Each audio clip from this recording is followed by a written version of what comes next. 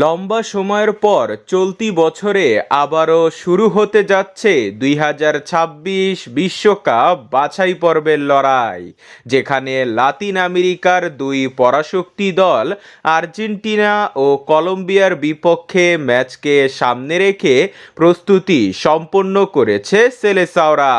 প্রথমে 52 সদস্যের প্রাথমিক স্কোয়াড ঘোষণার পর দরিবাল ঘোষণা করে দিয়েছে কাঙ্ক্ষিত সেই 23 জনের নাম, যারা কিনা আর্জেন্টিনা ও কলম্বিয়ার বিপক্ষে লড়বে।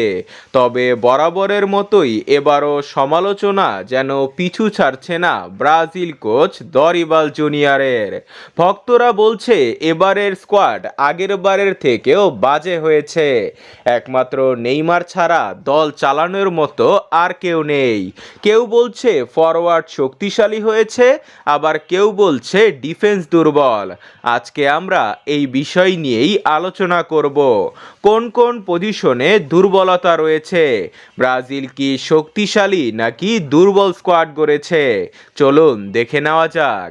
সর্বপ্রথম গোলকিপিং পজিশনে বরাবরের মতোই তিন পরিচিত মুখ অ্যালিসন, এডারসন ও বেন্তো সুযোগ পেয়েছে।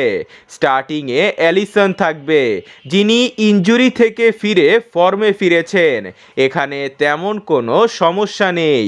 এরপর ডিফেন্সে রাইট ব্যাকে প্রথমবারের মতো জাতীয় দলে ডাক পেয়েছে 21 বছর বয়সী ফ্লামিঙ্গোয়ের উইসলি ও আছেন ভ্যান্ডারসন। এখানেও তেমন কোনো সমস্যা নেই, ভ্যান্ডারসন স্টার্ট করবে ও তার সাব থাকবে উইসলি।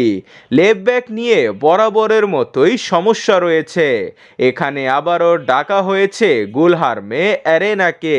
তবে আবারও থাকছে দানিলো, তাকে সবসময় সেন্টার ব্যাক ও রাইট ব্যাকে দেখা গেলেও এবার তাকে লেফট ব্যাকে দেখা যাবে।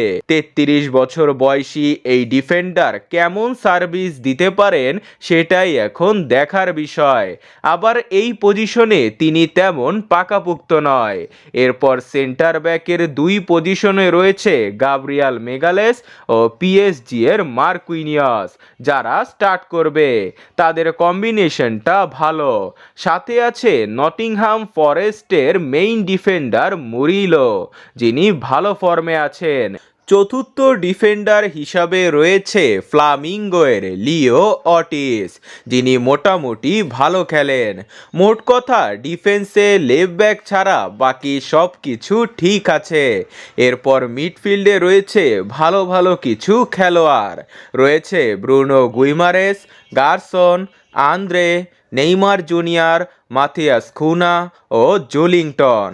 হোল্ডিং মিডফিল্ডার হিসাবে রাখা হয়েছে ব্রুনো গুইমারেসকে। তার রিপ্লেসমেন্ট হিসাবে রাখা হয়েছে আন্দ্রেকে, যিনি ভালো একটা ফর্মে নেই। দীর্ঘদিন পর ইনজুরি কাটিয়ে দলে ফিরেছেন জোলিংটন, তাকে গারসনের রিপ্লেসমেন্ট হিসাবে রাখা হয়েছে। তবে নিউক্যাসল ইউনাইটেডে তিনি মাত্র 9 ম্যাচ খেলে কোনো গোল ও অ্যাসিস্টই পাননি। সবচেয়ে অবাক করা বিষয় হচ্ছে নেইমার জুনিয়রের রিপ্লেসমেন্ট হিসাবে রেখেছেন মাথিয়াস কুনাকে। তাকে কি অ্যাটাকিং মিডফিল্ডার নাকি সেন্টার ফরওয়ার্ড খেলাবেন তাই এখন দেখার বিষয়।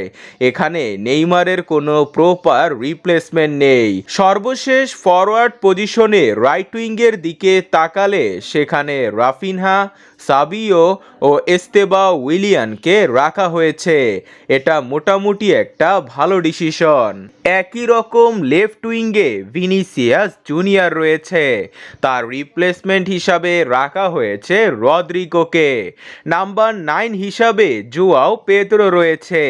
এখানেই বড় ধাক্কা খেতে পারে ব্রাজিল, কারণ ব্রাজিলরা উইঙ্গার নিয়ে খেলে আর তাদের এই পজিশনে ভালো হেডার দরকার। দলে ভালো হেডার রাখেননি দরিবাল, আর আর্জেন্টিনার বিপক্ষে শেষ 4 দেখায় কোনো গোলই পায়নি ব্রাজিল। তো প্রপার নাম্বার 9 না রাখলে গোলই বা কিভাবে পাবে? দরিবালের এমন আজব আজব সিদ্ধান্তে আপনার কি মতামত কমেন্টে জানান।